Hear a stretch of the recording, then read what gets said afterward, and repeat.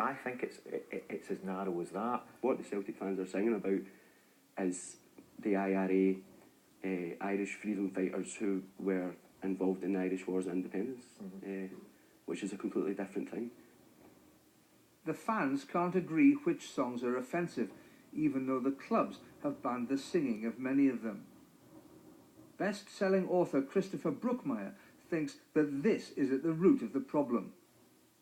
I think it dilutes the problem in that we don't end up having the debates that the issues dictate we ought to be having. There's a confusion between objectivity and balance, and the sense is that in order to be objective you have to show the crimes of both sides, and the problem there is that if the crime is 20,000 Rangers fans singing "The famine is over, why don't you go home," it doesn't really address the issue. If we then say yes, and the Celtic fans were singing a nasty song about Nacho Novo, we end up talking about two antisocial groups, and we kind of say, well, what can we do that's the old firm for you? And we don't have a debate about anti-Irish bigotry.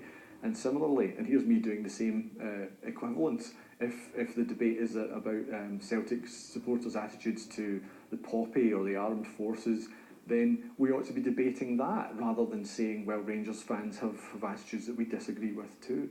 Because otherwise we never actually debate the proper issues. We never get to definitions. We only bring it back all the time to these two sort of warring toddlers and just kind of wash our hands of them, because they will always be like that. There are two sides of the same coin. There's this sort of symbiosis between them, and we can't separate it. And we need to separate it into the issues. Getting to the root of those issues might be difficult, although there's little agreement that chants themselves are offensive. The clubs insist they take the problem seriously. If stewards have dealt with it and have ejected them from the stadium, they will produce a short report for my attention. If it's the police, we will be notified under an information sharing protocol by the police concerned. If it's Strathbide here, obviously in Glasgow, if it's Tayside up in Dundee, there is this protocol. They're obliged to share the information with us that they've arrested one of our fans, and we will automatically ban, for sectarian singing, we will automatically ban them. What about if somebody is arrested for sectarian singing in the street, in the city centre, following a game? That information sharing protocol, for example, extends to British Transport Police. We are routinely notified by British Transport Police about the arrest of Rangers supporters on the underground, for example, coming to or leaving matches at Ibrox. And the same rule applies. They are automatically banned. They lose their season tickets, and they're effectively struck off for a number of years. Celtic were unable to provide anyone to speak to this programme. But can the clubs alone solve the problem? What's the responsibility of the police? We have an anti-sectarian detail that's their job, that's their entire job during the game, to go in and deal with those individuals and root them out. And we do identify through CCTV and other intelligence sources. We will have officers at the football ground. They will be wearing body-worn cameras. They will capture what you're doing. We do have the full backing, and I mean full backing of the clubs to go and deal with these individuals. They'll either be banned from the ground, they'll be charged potentially, arrested, put in jail, kept over the weekend, for example, and then receive a football banning order where they'll never see the football, at least in a number of years, but perhaps forever. So the police and the clubs insist they're being tough. But in the past 7 seasons, gates at Ibrox have totaled 5.6 million. Just 548 supporters have been banned for sectarian behaviour. That's fewer than 70 a season. At Celtic Park, attendances have totaled 6.3 million. Celtic has banned 6 season ticket holders for sectarian or offensive behaviour in the past 5 years, 1 a season. The club says it stands firmly against this kind of unacceptable behaviour. And Strathclyde police have only arrested 800 people in 3 years for sectarian offences across the whole of the Strathclyde region, and they can't even say how many of these are football related. Yet our undercover reporters saw as many fans chanting bigoted songs at one match as the club's sanction in a season. Often sectarianism is perceived as merely a West of Scotland phenomenon, but we decided to investigate more widely. Again, we gave our journalists secret recording equipment. This time we decided to send them to the east of Scotland, Edinburgh, to the Hearts Celtic match.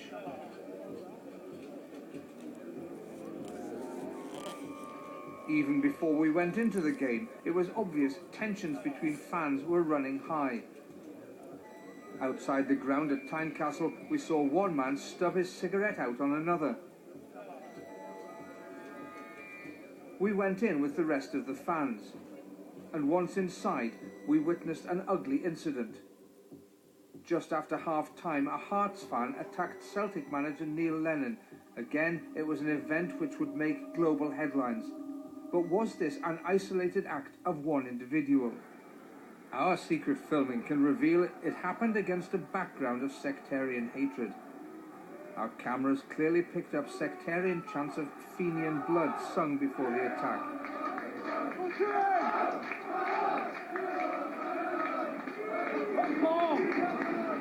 And one of our reporters heard Celtic fans chanting abusive songs. It wasn't recorded on camera.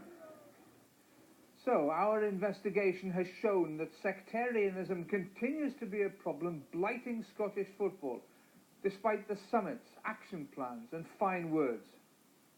Here at Hampden Park are the officers of football's governing bodies. They have ultimate responsibility for taking action. Have you ever issued any sanctions against the Scottish Premier League club for sectarian singing in their grounds? No, we haven't. Now, some people might find that surprising, given the fact that UEFA have recently, for the third time, taken action against one of your member clubs. Yeah, I think the UEFA stance is very much that the club and its supporters are effectively one entity. We take the view that it's entirely reasonable and fair to expect clubs to do whatever they reasonably can to prevent that from happening. But we do draw a distinction between someone committing a crime and someone who is innocent. And if we find that a club has done everything that it reasonably can to prevent that from happening, then we take the view that there's no reasonable prospect of getting a conviction against that club and that it would be fruitless to take the matter further. And I think there's an awful lot of focus on what goes wrong and what singing does take place at games. I think there's a very inadequate focus on all the very positive things that clubs are doing to try and discourage that sort of behaviour.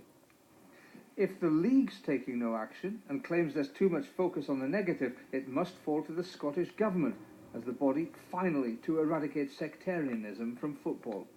We have invested since 2007 around £1.7 million in organisations specifically focused on tackling sectarianism.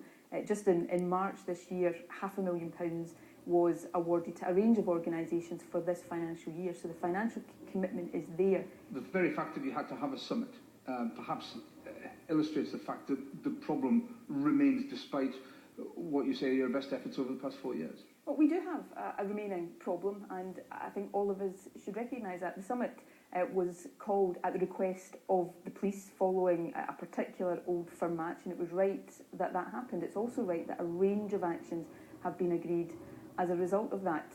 Again, actions to challenge and tackle these kinds of attitudes at community level, but also to make sure that we're taking the right action around enforcement.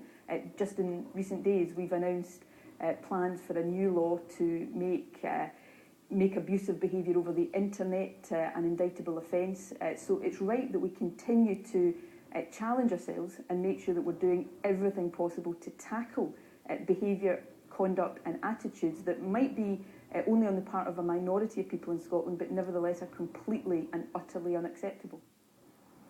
There's been an intense rivalry between Celtic and Rangers for more than a century. Over the years, it's been fuelled by sectarianism, a problem which remains very much alive today, despite attempts to eradicate it. Shocking though recent events have been, increased focus on this bile-filled problem may finally prove a tipping point to end it.